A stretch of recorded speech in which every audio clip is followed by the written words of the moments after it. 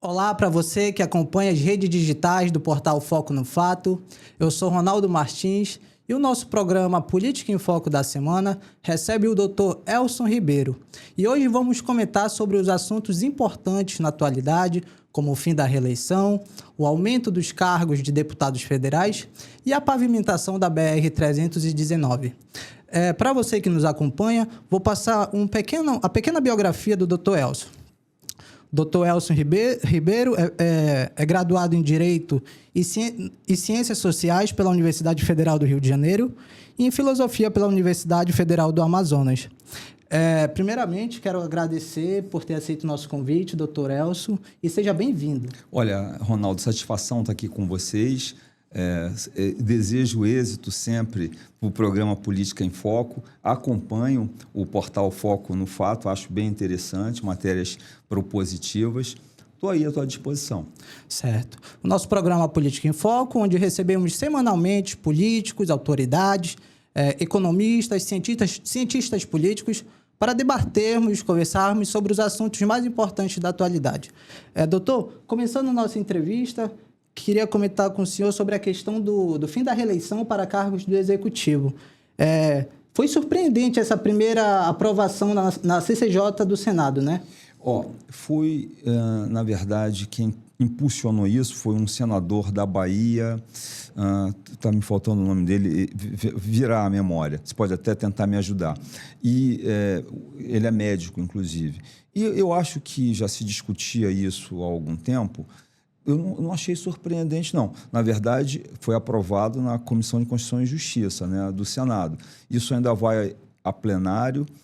Eu não sei se, do jeito que passou pela CCJ, o plenário vai ratificar, né, vai reforçar essa ideia. Eu acho que já deve haver alguma mudança. E, Ronaldo, após a votação em 2 turnos, né, porque é proposta de emenda constitucional, no Senado, vai para a Câmara dos Deputados. Eu acho que vai ser um pouco mais acirrado lá o debate na Câmara. Apesar de estar em fase inicial ainda, teve algumas outras alterações também, né? Como o mandato igual para todos os cargos a partir de 2034, que vai ser de 5 anos, né? Perfeito. É uma mudança muito significativa, certo? Eu entendo que sim. Já se vislumbrava isso, né? Se você me perguntar, é porque muitas vezes os defensores dessa ideia, eles vão dizer que é a salvação da lavoura política brasileira. E não é assim, né? Existem países, Ronaldo, que têm reeleição e são exitosos. Existem países que não têm reeleição e também são exitosos, né? Então, não tem o sistema milagroso que vai salvar o Brasil. Não é por aí. Agora, após a Constituição de 88, não havia possibilidade de reeleição. Isso veio com o ex-presidente Fernando Henrique Cardoso. Foi aprovado e existem dados estatísticos, inclusive, de que nas 5.600 prefeituras, a grande maioria dos que foram, dos prefeitos que foram reeleitos, tiveram um trabalho digno de aplauso. Ou seja, 4 anos talvez não seja o tempo ideal. E também tem outros números que dizem que o segundo mandato é um arremedo do primeiro, o pessoal elege, mas é a população, né? A população, o pessoal se elegeria já pensando no segundo mandato. Eu penso que grupos oligárquicos vão sempre ser formados. Antes do ex-presidente Fernando Henrique não havia reeleição, mas me incomoda algo, com toda honestidade. Eu acabei não falando se eu acho bom ou ruim. Quer dizer, eu falei que tem sistemas sem reeleição que são bons e sistemas com reeleição que são bons também. De forma geral, como está sendo pensado, pode gerar benefícios para a sociedade? Foi um momento que, como a gente costuma dizer, lúcido da política, né? Que geralmente, quando tem essas propostas, né, o pessoal costuma falar que são apenas a favor da classe, né? Mas veja bem, tá? Então vamos lá. Olha só, Ronaldo. O projeto de reforma, o projeto de lei, o projeto de emenda constitucional, perdão, a proposta é para acabar com a reeleição do executivo. Eu penso que seria interessante você oxigenar a política como um todo, mas deputado, senador, vereador, deputado estadual, ele não passa pelo sonho dele acabar com a reeleição do legislativo. Então, para você ver como a classe está ali, como o executivo é um funil muito grande, nós no legislativo não, a gente vai ficar aqui 5, 8 mandatos, 9 mandatos. Para o legislativo é impensável essa proposta. Impensável, sim. Tendo em vista que tem deputados, vereadores, enfim, com mandatos aí de 5, 6 já, né? Aqui o Amazonas tem o deputado mais longevo da história do parlamento brasileiro, atualmente. O deputado Átila Lins, se eu não me engano, ele está no 9º mandato dele. A gente não discute, porque ele tem a legitimidade, ele é eleito com mais de 100 mil votos sempre, então não se discute isso, né? Mas, se você for ver, o atual presidente da República, o presidente Lula, também foi eleito 3 vezes com legitimidade. E não se discute o fim da reeleição para cargos legislativos. Uma vez, foi a única vez que eu lembro disso com força, o Partido Verde da Alemanha, ele sugeriu essa pauta, mas nem com ele funcionou. Ele, tipo assim, os deputados eleitos não concorrerão mais, mas nem com ele funcionou isso, né? Então, nesse aspecto, volto a salientar, não tem a salvação, ou melhor, o sistema dos sonhos. Já na questão da unificação das eleições... Sim.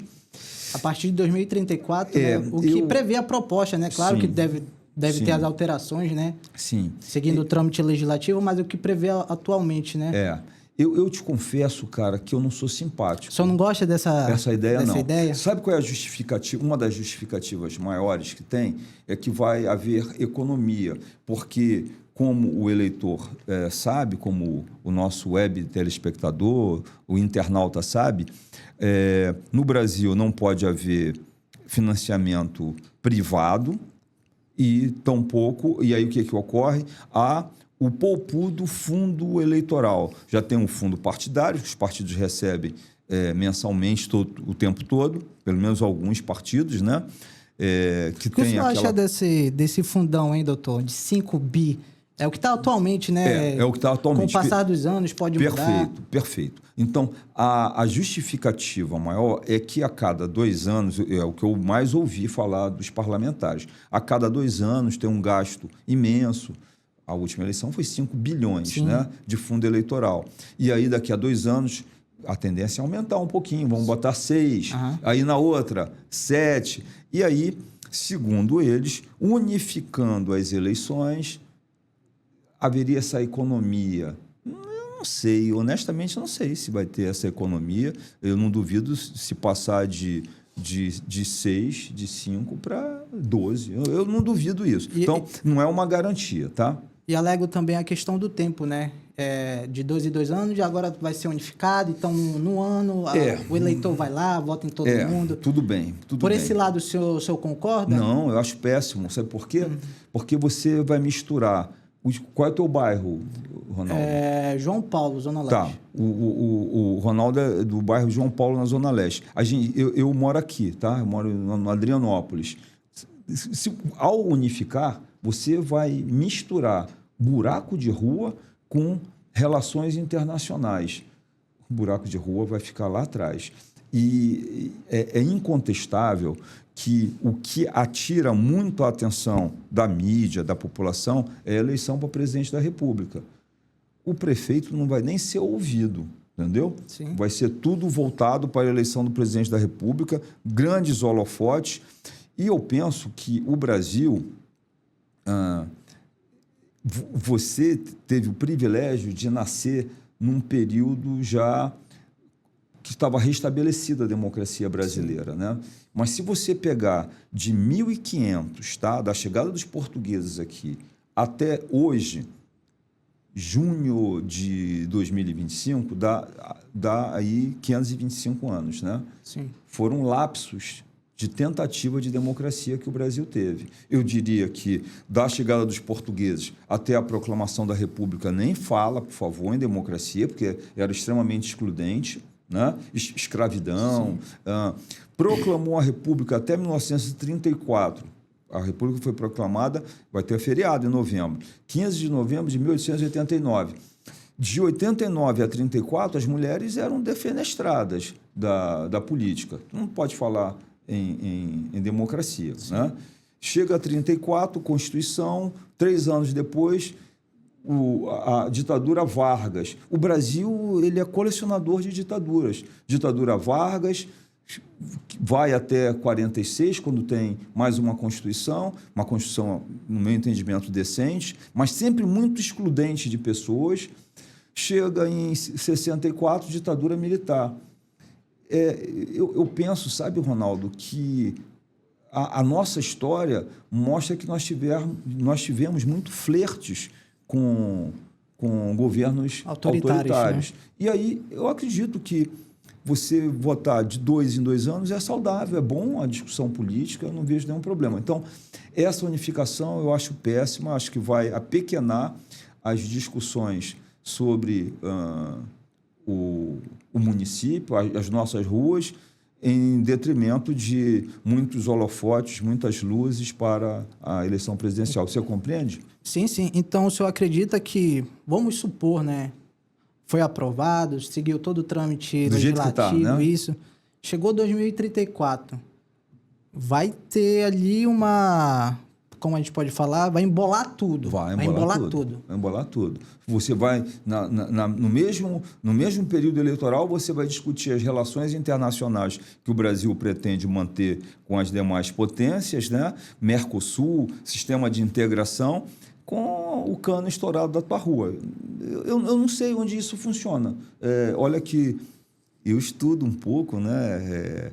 Eu já estudei a Constituição, já estudei sistemas políticos, eu diria de mais de 50, e bem mais de 50 países. Eu não sei de onde vem essa ideia, unificar tudo. Enfim, isso aí eu sou realmente refratário, nem sei se isso vai passar. Vamos ver, vamos aguardar, né? Na CCJ, ela teve apoio dos senadores do Amazonas. Sim, teve. E tem... Não, mas você me permite? Sim, sim. O que ocorre? Quando Não, porque eu ia falar a questão do... O Omar Aziz, né, ultimamente vem falando que é contra a reeleição, né, para os cargos do Executivo. Sim. Mas ele, o Eduardo Braga, como o senhor já conhece, né, Sim. o senhor é experiente na área, né, já concorreram mais de 2 vezes, né, para tanto no governo, né, certo? O governo do Amazonas. Sim. E agora são contra, né? Não, mas veja bem. Como o senhor vê essa contradição? Não, eu acredito que nem é tanto contradição, porque a proposta de emenda constitucional, ela visa o fim da reeleição consecutiva. Nada impede, vamos lá, o sujeito é eleito prefeito da cidade hoje, ele vai cumprir um mandato de 5 anos, ele não pode se reeleger, mas na próxima ele pode. Sim. Então, foi dessa forma que o senador Eduardo Braga e o senador Omar Aziz, eles tentaram voltar posteriormente. Então, aí não está havendo uma contradição. Mas o que eu ia complementar, Ronaldo, se você me permite, é que nada impede de um senador ser favorável a um projeto e que ele mesmo modifique. Então, não significa que, ao ser aprovado a proposta de emenda constitucional na comissão... O que a Comissão de Constituição e Justiça faz? Ela vê se aquela proposta fere a Constituição. Se ferir, ela não aprova. Se não ferir, segue em frente. Esse foi o primeiro passo dado. Então, foi dito lá, não fere a Constituição, segue em frente. Está livre para seguir em frente. E aí, vamos ver se os senadores vão ser favoráveis a essa unificação. Vamos ver se os deputados... Eu acho que vai ser o grande gargalo é esse. Se a gente faz uma aposta... Tá para apostar? A gente aposta aí um almoço, um café. Sim, com certeza. Então, qual seria a aposta? Eu diria que será aprovado o fim da reeleição. agora no Senado, né? Eu não sei se vai ser aprovada a unificação, como está. E os mandados de 5 anos? Não, eu acho que vai ser mandato de 5 anos. Acredito que sim. Há uma tendência a isso. Só não a questão da unificação. Entendi. E aí talvez surja uma nova proposta para intercalar as eleições. Vamos ver, isso aí a gente vai ter que observar. E outro assunto relevante, né? Esse ano os parlamentares do Congresso estão votando coisas bem importantes, né, doutor? É a questão do aumento dos deputados federais, né? Que pode implicar também nas assembleias legislativas do Brasil. Como adiantando, né? Está em fase inicial, assim como a questão do fim da reeleição para cargos do Executivo, mas só a questão de ser aprovado inicialmente na Câmara, a gente já pode ter um norte, né, doutor? Então, como o senhor analisou essa questão do aumento do número dos deputados? A gente está precisando, doutor, de mais deputados para representar o povo? Olha, primeiro, é porque eu não gosto de demonizar a política, não, viu, Ronaldo? Os deputados que estão lá, os vereadores, deputados estaduais, federais, senadores, governadores, prefeitos, todos foram eleitos com voto popular, né? Então, eles têm essa legitimidade, né? Então, tem muito cuidado. Mas eu posso fazer uma pergunta metafórica? Com certeza, pode ser? Aqui no, o que você prefere? Aqui. O que você prefere? Ter 50 tucumãs de alta qualidade ou ter 100 tucumãs, aquele fiapento amargo? O que tu prefere? A primeira proposta. Primeira proposta, 50. Então, eu penso que o que a população gostaria era de qualidade, não de quantidade, entendeu? E eu acho que seria fundamental você melhorar, ter os 50 tucumãs gostosos, saborosos, não aquele fiapento, aquele amargo, né? Então, era melhor... Uma boa analogia, né? Sim, estou criando assim algo simbólico, né? Então, primeiro, o número de deputados federais estipulados constitucionalmente são 513. Esses 513, eles deveriam ser distribuídos nos 26 estados e mais no Distrito Federal, de acordo com a população de cada um. E a Constituição, de forma arbitrária, aleatória, chame como quiser, ela diz que nenhum estado pode ter menos de 8 e nenhum estado pode ter mais de 70. Tá? O que ocorre? E como é que você vai distribuir isso? De acordo com a população de cada estado, que vai mudando. A gente tem um censo. A última vez que houve um readequamento, foi readequado lá, foi em 2002. Tem 23 anos, 23 anos isso, já se passaram, né? E aí, o Amazonas já era para ter 9 ou 10 deputados, eu diria que há umas 3 ou 4 eleições já, que a população deles já é superior à população de outros estados. Sim. Só que isso tem que partir da Câmara dos Deputados. Ela pega o censo e vai readequando. Uns estados vão perder, outros estados vão ganhar, de acordo com a população. Já teve deputado da Paraíba que questionou o censo judicialmente. Olha, esse censo está errado, por quê? Porque a Paraíba vai perder 2 deputados. Sim. Né? O Rio de Janeiro vai perder. Então, a Bahia vai perder. Se fosse para distribuir como está previsto, os 513 distribuídos. E aí, o que o presidente da Câmara, que é da Paraíba, o que ele lança a ideia? Aumenta mais, né? Ninguém vai perder, vamos aumentar mais 18. De 513 a gente vai passar para 531, ninguém perde. É o jeitinho brasileiro que vai acomodar todo mundo, né? Eu acho lastimável isso, acho que não, mantém. Se você perguntar, o Brasil é o país que tem o maior parlamento? Não, tem outros países proporcionais à população, tem até mais deputados do que a gente. Então, eu penso que o mais interessante é a qualidade do parlamentar e não a quantidade. Mas eu acredito que na eleição do ano que vem nós teremos 10 vagas para deputado federal, o que é justo, como o Amazonas já deveria ter tido 10 a 3 eleições passadas, porque a nossa população já é superior à de muitos outros estados. Então, o senhor acha que seria necessário realocar, certo? Realocar. Em Sim. vez de aumentar, né? Com certeza, aumentar, não vejo nenhuma necessidade. E eu digo mais, viu? Se você perguntar, se você fizer um referendo, isso aí eles não ousariam, eles, que eu digo, os parlamentares, né?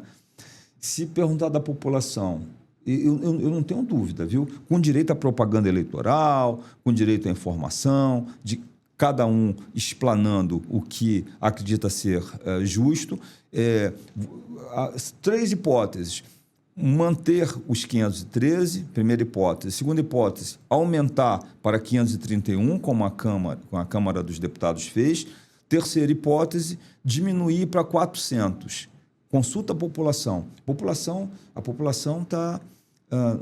não são minhas palavras, tá? Vou repetir palavras do ex-presidente Fernando Henrique Cardoso. Está enojada com a classe política. São esses tipos de propostas que causam indignação da população, indignação. né, doutor? Você, e eu não digo que são todos, eu diria que tem valorosos políticos, líderes que não enganam, vão lá, cumprem o seu mandato, e tem outros que não estão nem aí. Eles são eleitos e ligam dane-se, né? Então, a população não apoia. Eu tenho certeza, se botar um plebiscito com essas 3 hipóteses, 513, 531, que é a proposta aprovada na Câmara, ou 400, vamos reduzir, o 400 ganha. Vamos reduzir custos com o parlamento, né?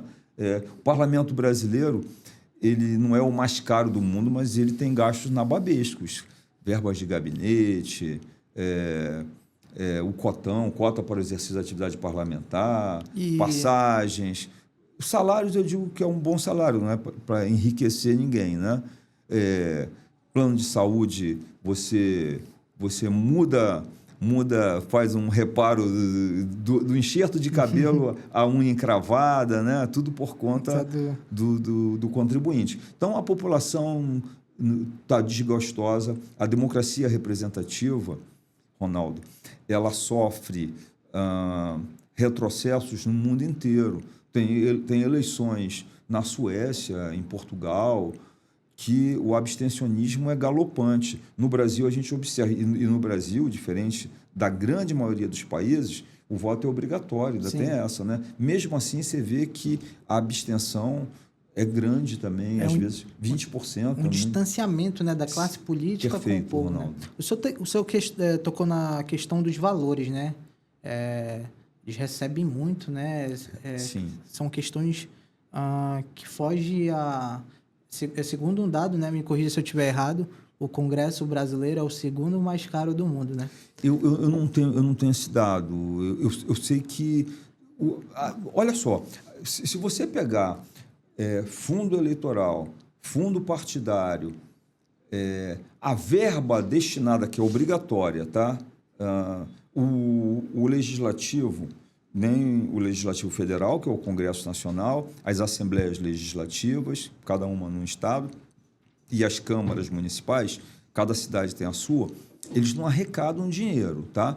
Quem arrecada dinheiro é o executivo. A prefeitura arrecada, as prefeituras, os governos estaduais e o governo federal. Só que esses três chefes de executivo, eles são obrigados a repassar para o legislativo um percentual. Eles são obrigados, senão é impeachment na hora, tá?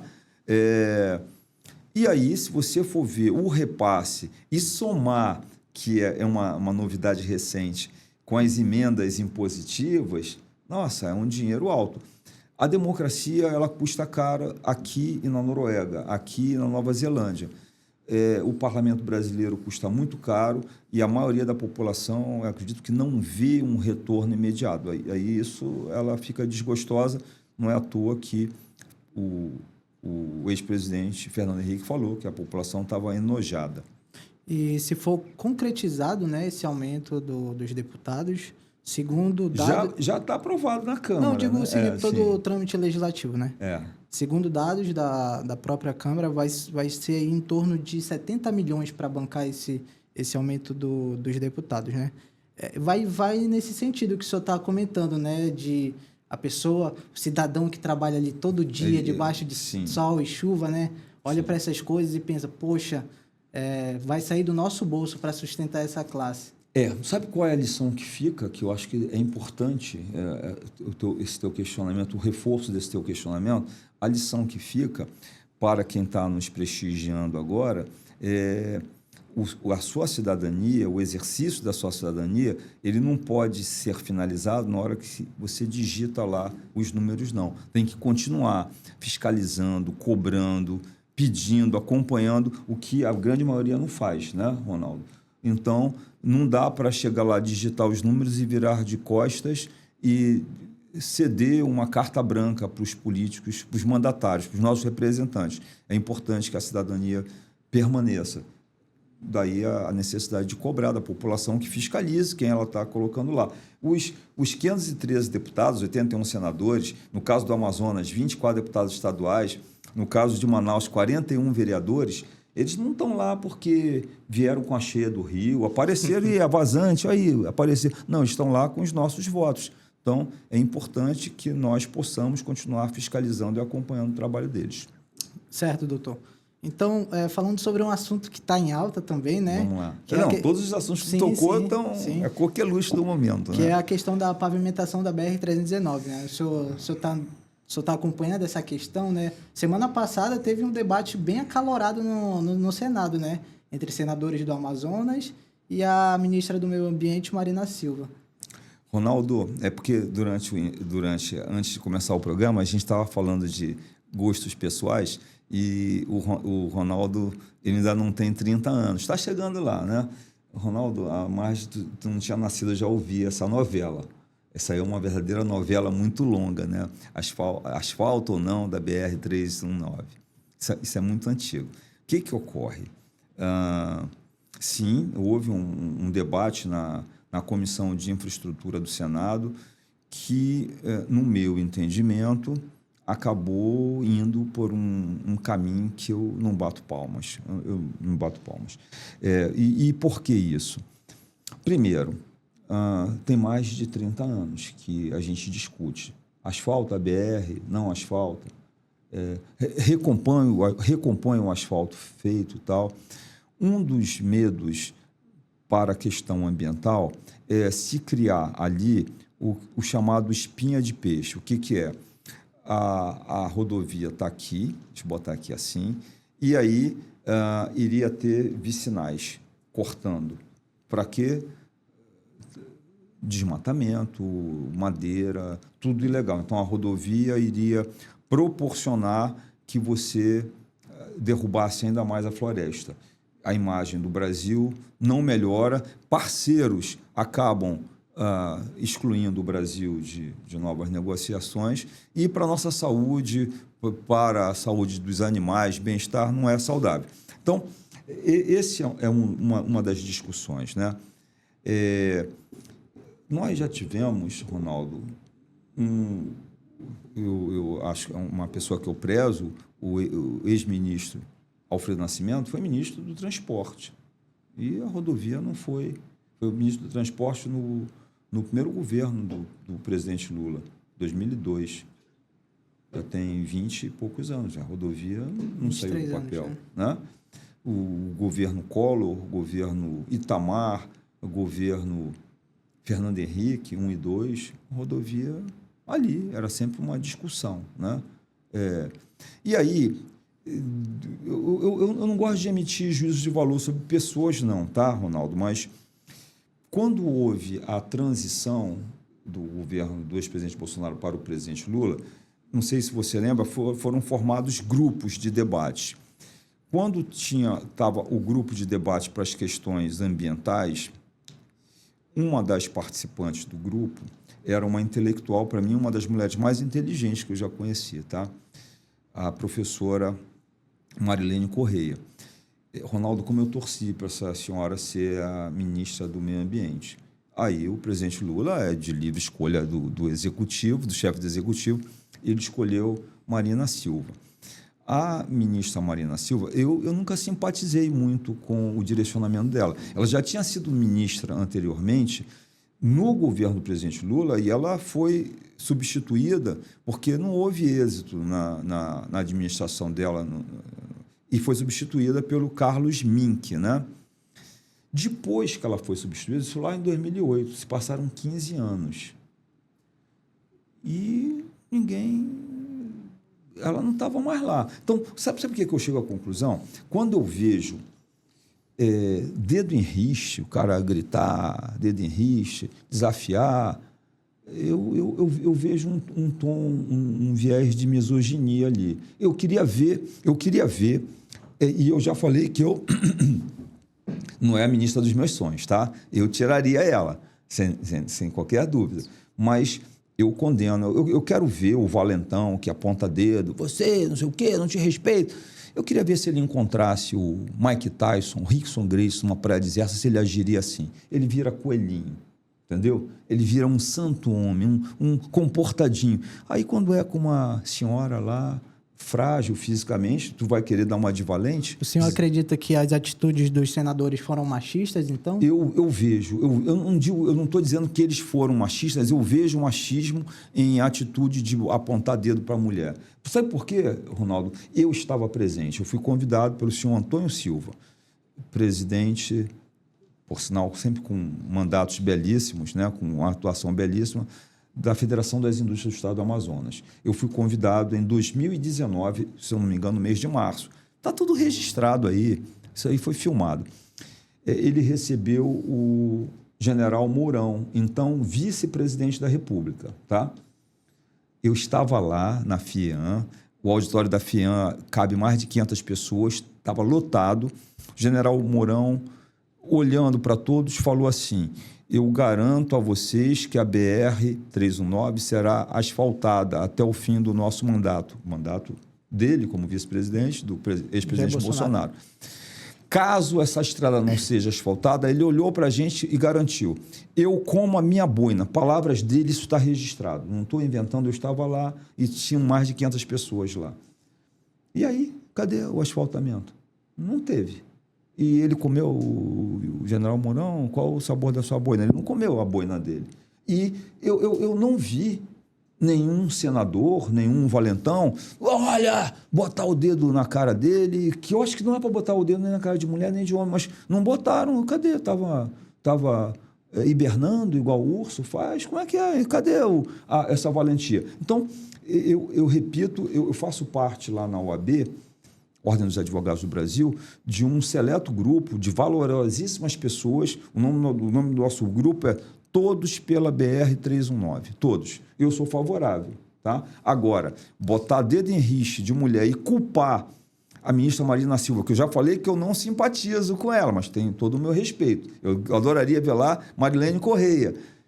Culpá-la da estrada não ser asfaltada, você está escolhendo adversário. É isso que eu chamo de covardia. Tu está escolhendo adversário, tu não fez isso com os... Antes da Marina, agora, tiveram 5, 6 ministros. E cadê essa dedo em riste, essa gritaria? Alguém fez? Se fez, eu digo, é o modus operandi, o modo de falar da pessoa. Ele é assim, é natural. É isso que eu digo. Ele vai fazer isso com o Mike Tyson e com o Rickson Gracie também. Mas se não fez, está escolhendo adversária, no meu entendimento, com covardia. Muito se fala da questão ambiental, né? Sim. Mas também se fala, doutor, sobre possíveis interesses internacionais das ONGs.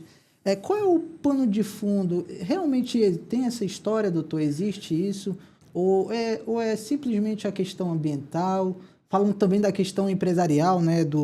Do lobby, né, como se fala, dos empresários. Sim. Então, o que tem de verdade e o que não tem nessa história toda? Poxa, você me faz uma pergunta assim complicada, porque eu até acredito que tem interesse. Vamos lá, se eu tenho uma empresa que transporta mercadorias via fluvial e ela transporta muito porque a estrada não está boa. Se eu sou dono dessa empresa, eu espero que a estrada nunca fique boa, que eu vou continuar ganhando dinheiro.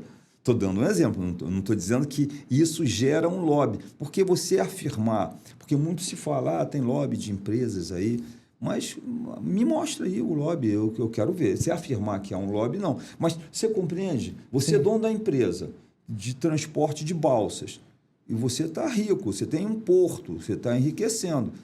Deixa como está, que está bom para você, né? mas você não tem como dizer que é o lobby, né? A questão ambiental, eu diria que é uma questão de primeira página no mundo inteiro. Nós vamos ter agora, em novembro, a COP30 lá no Pará. Vem mais de 100 chefes de estados aqui para o Brasil discutir isso, né? Esse ano está fazendo 10 anos, vai completar, da COP de Paris, quando houve o Tratado de Paris. A questão ambiental é uma questão de fundamental importância. Ronaldo, no governo do ex-presidente Bolsonaro, nós tivemos um ministro do Meio Ambiente que falou, isso está gravado, vamos aproveitar a pandemia, vamos passar a boiada. O reflexo disso para o Brasil foi o pior possível. Então, pessoas que compram... A ministra, eu diria que uma das mais preocupadas no governo do ex-presidente Bolsonaro com a questão ambiental era a ministra Tereza Cristina, a ministra da Agricultura. Sim. Ela dizia, não, a gente tem que primar pela proteção ambiental para os nossos produtos não sofrerem boicote. O Brasil, ele vende mais do que... Ele vende, a agricultura dele é possante. Então, e chegou a ter ensaios em alguns países, não compra o produto brasileiro, não, quando o Ricardo Salles falou aquela Sim. aberração, né?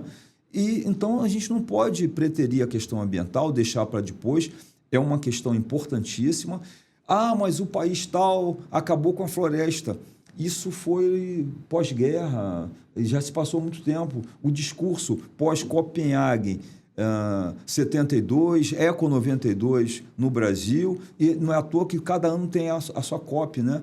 É outro discurso, então a postura é outra. Você não pode chegar e dizer, pega a criancinha na creche e dá palmatória nela, porque o bisavô, o tataravô dela levou palmatória amigo, isso foi antigamente, a história agora é outra. Então, a questão ambiental tem que estar com uma das discussões de maior valor numa mesa de negociação.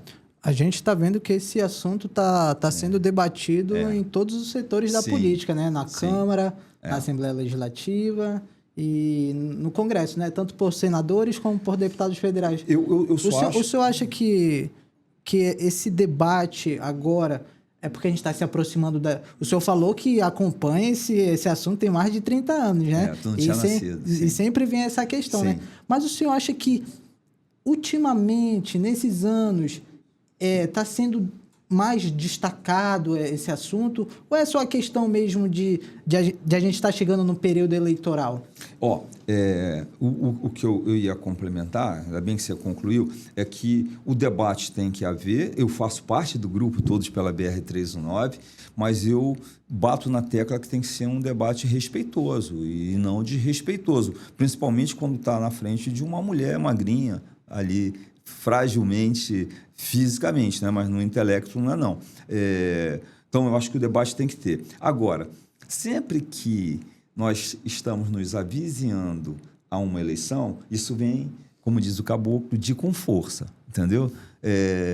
Então, aqueles que nada fizeram, tem uns que nada puderam fazer também, eles podiam só esbravejar. Eles acabam retomando esse debate porque dá voto, né? Eu sou favorável, eu não sei você, mas a maioria da população, eu acredito que sim, é favorável à BR-319 para ter produtos mais baratos, para passear também, como a ministra Marina, acho que foi extremamente infeliz. Eu quero também passear, não tem nenhum problema. O lazer é constitucional e é algo saudável. Então, eu vejo que sempre, véspera de eleições, né, anos pré-eleitorais, anos eleitorais, esse assunto volta com força novamente. Certo. Obrigado, doutor. Então, gente, estamos chegando estamos chegando ao fim de mais um programa do Política em Foco. Quero agradecer a você que esteve até o final com a gente. E agora eu vou abrir o espaço para o senhor, para as suas considerações finais. Desde já eu te agradeço muito por ter aceito o nosso convite, doutor. Então, esse espaço é reservado para o senhor. Ronaldo, eu também quero te agradecer quem acompanhou o programa. Cheguei aqui no Foco no Fato super bem recebido, desejo êxito para vocês e que o programa Política em Foco tenha vida longa e exitosa. Obrigado pelo convite também. Obrigado, nós que agradecemos. Então, esse foi mais um Política em Foco, nosso programa semanal, e encontro você na próxima semana. Até mais!